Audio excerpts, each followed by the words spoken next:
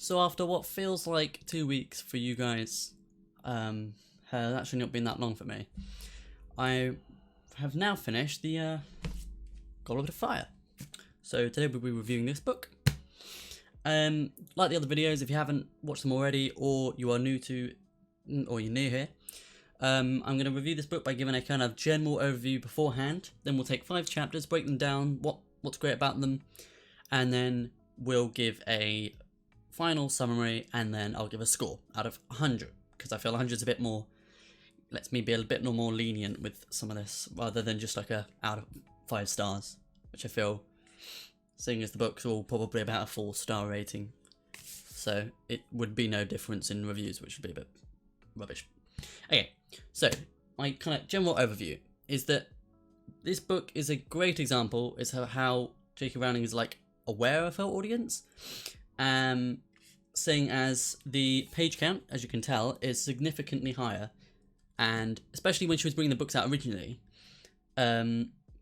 you could tell that as the audience of the books grew, they were obviously more able in terms of reading, so the books then became longer, as you can tell by the rest of the series. Like the one after this one is the longest, especially on a second read through. Not even like this is my like 10th, but I still understood different things that she was setting up, as well as some things that I just thought were really clever in terms of world building that I just didn't pick up on the first read through. I love the way the final confrontation with the big bad is written. It's so good, and it definitely shows that kind of thing I was saying earlier about the fact that she is aware of her audience, because the final scenes especially are quite a lot darker than the previous books, but as I said, the audience themselves are now older, so that darker tone kind of matches that, as well as some of the themes that are tackled within this, especially the main one, which is death. And I find this book is great because not only does it just give you one of the best kind of confrontations, but it shows how competent Harry is as a character, as he is able to complete these tasks within the tournament, which I thought was very nice. Okay, so what we're going to do is we're going to switch up. So we're going to take the 5 chapters, and the first chapter we're going to talk about is Beauxbatons and Durmstrang. That is the 5th? I can't remember. But yeah, one of the chapters where it brings in these 2 other magical schools, and it shows that there is more to just Hogwarts, which part of me thinks it's probably because it just wants to show that at the end of this book you see Voldemort and you realise that it's not just, Harry's not just fighting for Hogwarts, rather than like the whole wizarding world, and that's with the introduction of these 2 other schools. Is just a great example of kind of like world building, as well as showing the kind of stakes that are in place. The second chapter we're going to look at is The Unexpected Task. I just like this one. It makes me smile a lot, because it's the way she makes Harry and Ron so like incapable in their attempt to gain a date to the ball. It's just amusing, and it has that kind of comedic parts to it that within the book kind of obviously if you go nearer the end it kind of dies off there, but it adds that kind of bit to the middle, which is quite nice. As well as one of the good things is it tackles some kind of like racial prejudice with Hagrid and Madame Maxine, who both Hagrid is openly talking about the fact that he is half giant, and Madame Maxine is trying to hide that, although it's kind of obvious, but it's more the fact that she's trying to hide that for the sake of people seeing her as like savage or something, which is just the way Hagrid stands up to that is just amazing. It's very nice and adds to him as a character. He's great in this book.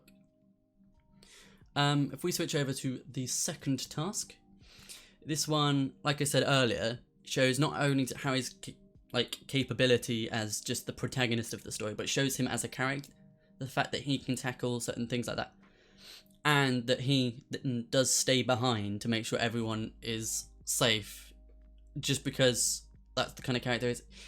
Like all the other people that just take their like I don't know what you call it, person, don't know, but take them and then leave for the sake of the competition, but Harry stays behind to make sure that everyone is safe. If we switch over to the dream, this one is just a way of showing Voldemort and kind of foreshadowing what is to come within the later scenes. And it's weird. If we look at that, we're going to skip out a part because everyone's aware of it. The final scenes, the final chapters with the confrontation with Voldemort, like I said earlier, that's very, very well done. And I do like that, although it's very sad, but it's done well. What I like is the parting of the ways, because this one not only talks about a kind of corrupt government and puts the Ministry and Hogwarts on different sides. It also shows how Dumbledore and Harry, once again, they treat each other as equals, rather than Dumbledore looking down on Harry and treating him as a child. He's aware that he's going to want to learn about why he's the one in this position, and it's just the way he speaks to him about it. It's just not like condescending. He's like, I know you need to know this, but let me explain. And he's tried. Yeah, it's very good. And I just like the way the characters then, like the kind of relationship that is created between the two.